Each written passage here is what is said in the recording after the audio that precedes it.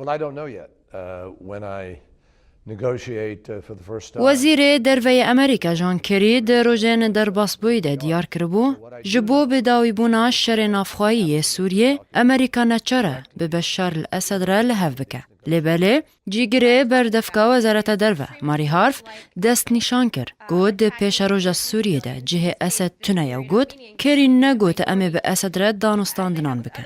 جالی خواه اسد برسوا کری داو گود امی لبنده هولین پراکتیکینه. ده هفیوینا ایرو ده تلویزیون CBS یا امریکی هات وشاندن گو جون کری گوته بو ام نچارن ده داویه ده دانستاندنه بکن ام هر دم ده چارچوویا به واجویا جنفایا که ده آلیگره دانستاندنه بو وزیر دروی امریکا جان کری ده آخافت نخوا ده دیار کربو گو واشنطن هول ده ریان سیاسی چاره سریه ببینه لسر پرسا گلوهین ده به اسد را بجون کری گوت اگر خالین جنفایا که بکوین ده دانستاندن جدیده بگومان ام دکارن ورن گلهف و ام جی پال ددن داویه که بکه.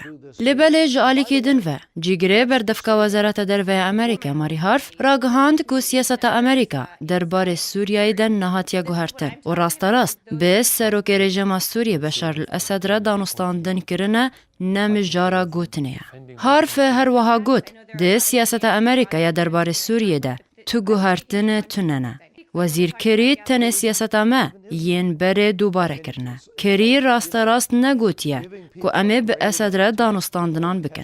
لسر داخویانین کری سروکه رژیم سوریه بشار الاسد برسوا کری داو گوت که اول بنده هولین پراکتیکینه درباره وان داخویانیان ده. جبو دانینا چاره سریک سیاسی لسوریه. جالی خواه سروکه پارتیا پیشورو سوسیالیست آلبنانی ولید جنبلات ایریشی داخویانین وزیر دروی امریکا جان کری کر پشتی گوهرتنا هلوستا خواه درباره اسد. جنبلات لسر تویتر گوتیه تو گوتنان نابینم درباره تورابونا من جهلوستا کری را.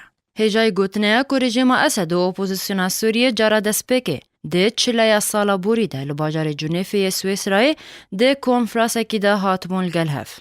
ده درونشتنین هفدیتنه ده تو انجام نهاتن ستاندن. ده درباره هفدیتنان ده کری دست نشان کربو که اسد نخوازه دانستاندنان بکه.